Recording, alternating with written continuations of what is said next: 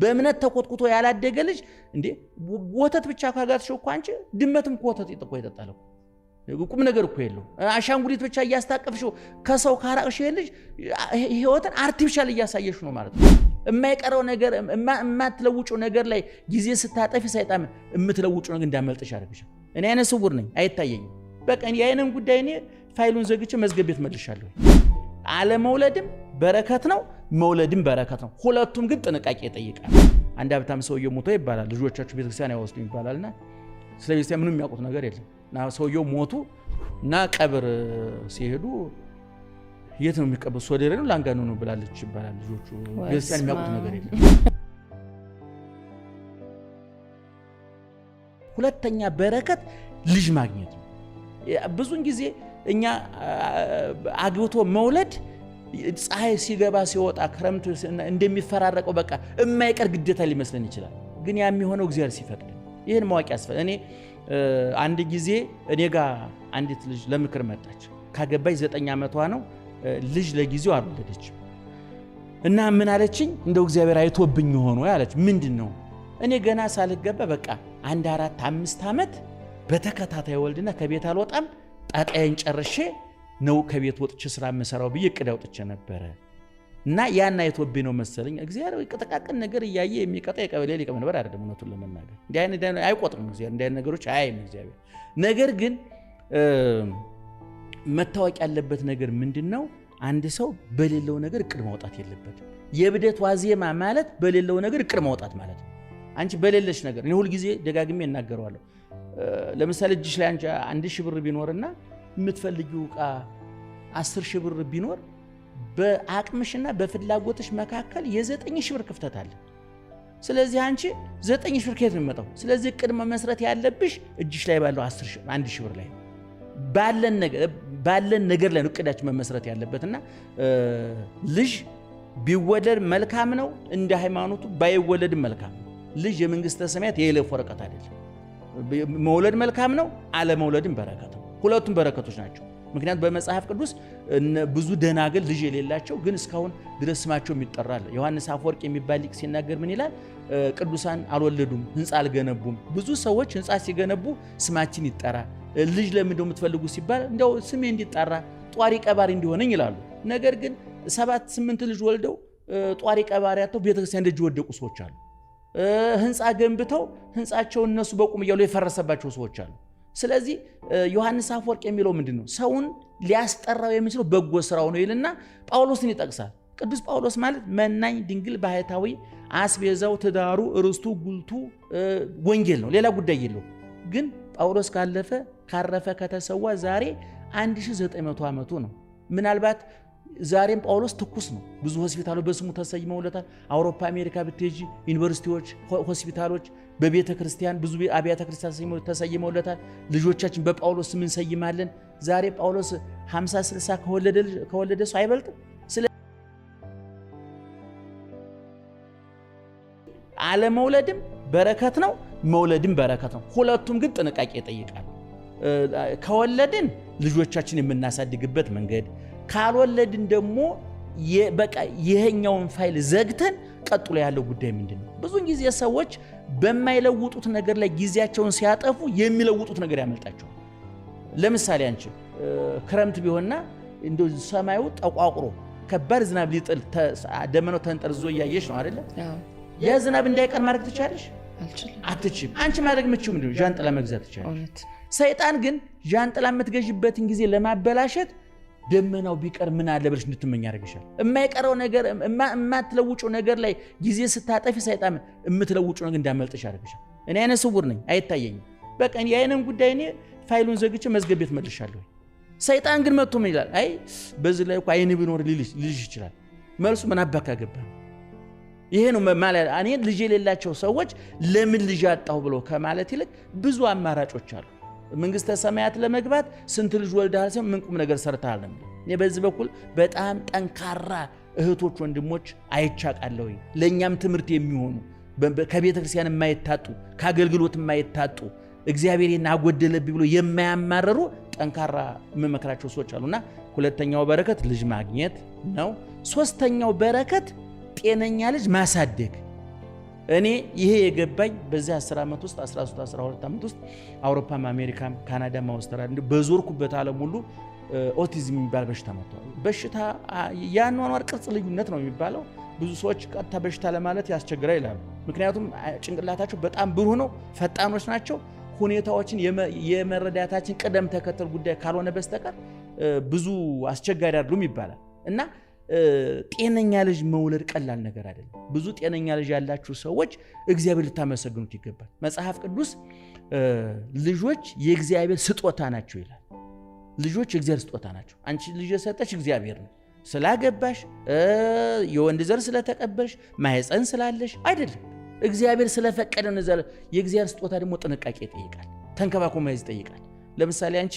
አንድ ስጦታ ሰጠሽ፣ የፊትሻን ስጦታ ብቀደው በተዘዋዋሪ ምን እያልኩኝ ነው? አልወድሽም፣ አልፈልግሽም እያልኩሽ አይደለም። ስለዚህ ልጆች የእግዚአብሔር ስጦታ ናቸው። ይህን ስጦታ ደግሞ ተንከባክቦ መያዝ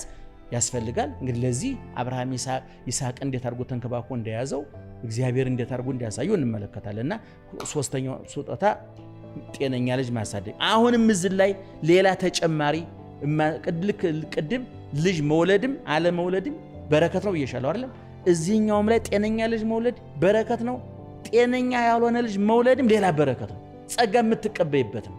በረከት የምትቀበይበት ነው። በዚህ በኩል እኔ በጣም ለጥቅስ ወደፊት ለሚዲያው የምናቀርባቸው ብዙ ሰዎች አይቻሉ። በአሜሪካ በአውሮፓ ሁለት ሶስት ኦቲዝም ያለባቸው ልጆች ኑሮባቸው እንዲሁ ስቀው ፈንድቀው የሚያሳድጉ አመስግነው የሚያሳድጉ ወላጆች በእነሱ ቀን አለሁኝ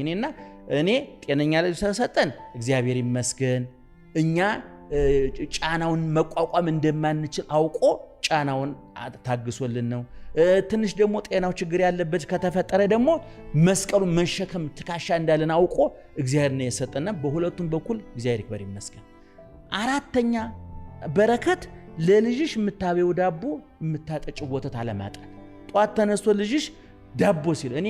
አስታውሳለሁ የዛሬ 4-5 ዓመት ይመስለኛል እዛ ትምህርት ቤት የምሰራበት ቦታ ያለውኝ አንዲት እህት 4 ልጆች እዛ መጣች። ከ7 8 9 10 ምናምን ይመስሉኛል እና እኔ አላውቃትም። እሷም እንግዲህ ሚዲያ ላይ አውቃ ሰዎች ናቸው የላኳት እና እነዚህ 4 ልጆች አሉኝ። ባሌ ጅቡቲ ሾፌር ነበረ፣ ሞተ። ንብረታችንን ሸጠን ጨርሰን አሁን የሚላስ የሚቀመስ የለን። እቤት እንጀራ ከጋገርኩኝ 8 ወር አልፎኛል አለች። እኔ እውነቱን ለመናገር ምሳ ይዤ ነበር፣ ሳልበላ ነው 11 ሰዓት ቤት የተመለስኩ። ጭንቅላቴን መቶኝ ንግግሩ እና አየሽ ልጆችሽ ማየ ዳቦ ሲሉሽ ቆርሰሽ መስጠት መቻል ቀላል አይደለም። ማየ ወተት ሲሉሽ ቆርሰሽ ቀርተሽ መስጠት መቻል ቀላል አይደለም። ስለዚህ የምናጎርሳቸው የምናለብሳቸው ሳናጣ ማሳደግ አራተኛ በረከት ነው። አምስተኛው በረከት ደግሞ በአንድ ላይ ማሳደግ። አሁን ይሄ በተለይ በሰለጠነው ዓለም እኛም ሀገር እየመጣ ነው። እናት አልባ ልጅ ወይም አባት አልባ ልጅ እያሳደግን ነው። ልጆቹ ከትምህርት ቤት ሲመጡ አባባ የለም ወይም ማማ የለችም። ደግሞ እንደዚህ ሆነው በሞት ተለይተው አይደለም፣ በጠባያቸው ተለይተው ትዕግስት በማጣት በእውነቱ መወያ እዚህ ሀገር ፖለቲካችን፣ ሃይማኖታችን፣ ትዳራችን አደጋ ላይ የወደቀው የመወያየት ልማዳችን አደጋ ላይ ስለወደቀ መወያየት አንችልም። ከተወያየንም ሐሳባችን ሰው ላይ ለመጫን እንጂ ሰተን ለመቀበል ሰምተን ለማሰማት አይደለም። ውይይት ማለት እኔና አንቺ ተወያይተን ካንቺም ወስደዋለ ከኔም ትወስደዋለ። ስለዚህ ልጆችን አብሮ ማሳደግ። እኔ ካናዳ ሲሄድ የዛሬ 7-8 ዓመት አንድ አካባቢ እንደው ስቴቱን አልነግርሽም፣ አንዲት እህት 2 ልጆች አሉ፣ ተለያይተው ነው የሚያሳድጉት እና እሁድ ቅዳሜ ልጆቹ አባታቸው ጋር ይሄዳሉ። ከሰኞ እስከ ዓርብ እናታቸው ጋር ነው። እናታቸው ተቆጣጥራ። በነገራችን ላይ አሜሪካና አውሮፓ በሰለጠነው ዓለም ልጅ ማሳደግ አደገው ዳቦ ማጣት አይደለም፣ የዳቦ መብዛት ነው፣ የምግብ መብዛት ነው። ዛሬ አሜሪካ ዛሬ በሰለጠነው ዓለም ምግብ ራሱ እንደ ቦምብ የሚፈነዳው ነው። መርጠሽ ካልበላሽ አደጋው ከባድ ነው። ምክንያቱም ኬሚካላዊ ነው። በጣም ብዙ ጣጣ ነው። እዛ ውስጥ ገብተን አንፈተፍተም። እናቲቱ ከሰኞ እስከ ዓርብ መርጣ ነው የምታበላቸው። የሀገሯን ምግብ ሰርታ ተንከባክባን ያዘቻቸው። ስለዚህ እሁድ ቅዳሜ የትሄዳሉ ልጆቹ አባታቸው ጋር ይሄዳሉ። አባታቸው እሁድ ቅዳሜ ያለ የሌለውን አሟጦ ለግጀሪ ቦታ እየወሰደ ለነሱ የማይሆን ምግብ እየመገበ ሰኞ ያመጣቸዋል። ልጆቹም ያውቁት ነገር የለም እናታቸው ለጥላቻ አደረባቸው ግን የሚጠቅማቸውን ስራ እየሰራች ያለችው ማናት እናቲቱ ናት አባትዮ እናቲቱን ለማናደድ ልጆቹ እናታቸውን እንዲጠሉ ለማድረግ ነው የሞኝ ስራ እየሰራ ያለ ስለዚህ እኔ አምስተኛው በረከት እንደው እናትና አባት አንድ ላይ ሆኖ እግዚአብሔር የሰጣችሁን በረከቶቻቸውን በሁለታችሁ ስምምነት ወደ መሬት ይመጡት አባት እምቢ ቢል እኮ አንቺ ብቻሽ መውለድ አይችልም አንቺ እምቢ ብትይ አባት መውለድ አይችልም ስለዚህ በእኛ ስምምነት ፈርመን እኛ እኮ ከእግዚአብሔር ፈርመን በቃ እናሳድጋቸዋለን ኃላፊነት እኛ እንወስዳለን ስጠን ብለን እኮ ነው የተሰጠነው ስለዚህ እነዚህ በነገራችን ላይ ለልጆቻችን እኛ ምክትል ሞግዚቶች ነን እንጂ ፈጣሪዎቻቸው አይደለም እኛ ወላጆቻቸው በእኛ በኩል ወደ መሬት እንዲመጡ መብት ተሰጠን እንጂ ወደ መሬት እንዲመጡ የፈቀደ የፈጠራቸው እግዚአብሔር ነው ስለዚህ አምስተኛው በረከት አንዱ ነው ማሳደግ እኔ አሁንም ቢሆን እንደው በየፍርድ ቤቱ የምትንከራተቱ ልጆቻችሁን እንደ ቁሳቁስ ልጆቻችሁን ለመከፋፈል እያኮበኮባቸው ያላችሁ ሰዎች ቆም ብላችሁ አስቡ በነገራችን ላይ እናቶቻችን የማይፋቱበት ብዙን አበሻ ኢትዮጵያዊ ከፍች ጠብቆት የኖረው ምን እንደው ታውቂያለሽ አንዱ ለልጆች ስል ነው ለልጆች ስል እኔ ልጆችን የእንጀራ አባት አላሳያቸውም እያሉ እናቶቻችን እኮ ተቀጥቅጠው ተረግጠው በሚስት ማዕረግ እኮ ሰራተኛ ሆነው እኮ ነው እዛ አንዳንድ ጊዜ በሚኒስትር ማዕረግ የሆነ ባለስልጣን ባል ነገር አልሰማሽም በሚስት ማዕረግ ገረዱ እኮ እናቶቻችን ይወርዱ 41 ትዳር ኢትዮጵያ ውስጥ 40 ዓመት ሞላው እኮ ማለት 40 ዓመት የእናቶቻችን ጫንቃ ተሸክሞት ማለት ነው ለዚህ ነው ከዚህ በፊት ሚዲያ ላይ ተናግሬዋለሁ ለእናቶቻችን እንደው የሰማያታት ሐውልት ቢቋቋምላቸው ላለው ሰማያታት ምንላቸው ወይ ላውንቸሩን ቦምቡን የታገሱ አይደሉ እንዴ ከላውንቸር የከፋ ባላል አይደል እንደ ቦምብ እየመጣ የሚፈነዳ ባላል አይደል እውነቴ ነው የምልሽ እንደ መትረየስ የሚንተከተክ ባላል አይደል እንደ ቡልዶዘር ቤት አፍራሽ መጣ እየተባለ እንዳውሬ እንዴ ይሄን ታግሳ የኖረች እናት እንደው ሰማያት የማትባለው ስለዚህ እኔ እንደው ለልጆቻቸው እናቶቻችን ከፍች ርቀው የኖሩት ቅድም እንዳልኩሽ አንደኛ ለልጆቻቸው እያሉ ሁለተኛ ደግሞ የኛ ማህበረሰብ በፊት ፍችን ይነቅፍ ነበር ልጆች ማደግ ያለባቸው በእናት በአባታቸው እቅፍ ነው ምናልባት እኛ የተሳሳትነው ነገር ያንቺ ልጅ እኔ ወስጄ አንቺ ከምትመግቢው ምግብ በላይ ከምታዝናኙ በላይ ላዝናናው እችላለሁ ያንቺን ሽታ ጠረን ያንቺን ፍቅር ልተካለት አልችልም አባቱም የተካውን ነገር ልተካለት አልችልም ስለዚህ አምስተኛው በረከት ልጆችን አብሮ ማሳደግ ስድስተኛውና የመጨረሻው በረከት በእግዚአብሔር እቅፍ ማሳደግ ልጆቻችን እኛ ብቻ አይደለም ይሄን ማወቅ አለብን ዝም ብሎ ወተት መጋት ዳቦ ማግመጥ አሻንጉሊት ማስታቀፍ ብቻ በቂ አይደለም ለዚህ ነው አብርሃም ይስሐቅን ሲያሳድገው ምግብ ብቻ አይደለም ያበላው ወተት ብቻ አይደለም ያጠጣው ዳቦ ብቻ አይደለም እግዚአብሔርን አሳውቆት ለዚህ ነው በኋላ አብርሃም እኮ ይስሐቅን ሊሰዋው ሲሄድ የት ነው የምንሄደው አላለ የት እንደሚሄድ ያውቀዋል ያን የመሰዋው መስዋዕት እንዳለበት ያቃል ይስሐቅ አብርሃም አሳይቶታል መስዋዕት ለመሰዋት አራት ነገር ያስፈልጋል እሳት ያስፈልጋል ቢላዋ ያስፈልጋል በግ ያስፈልጋል እንጨት ያስፈልጋል አብርሃም ማን ነው ይስሐቅን እያሸከመ ወደ መስዋዕቱ ቦታ እየሰው እግዚአብሔር እያመለኩ ይመጡ ነበር ልክ ዛሬ እናቶቻችን አሁን ቀረ እንጂ እኮ ልጆቻቸው ዳቦ አሸክመው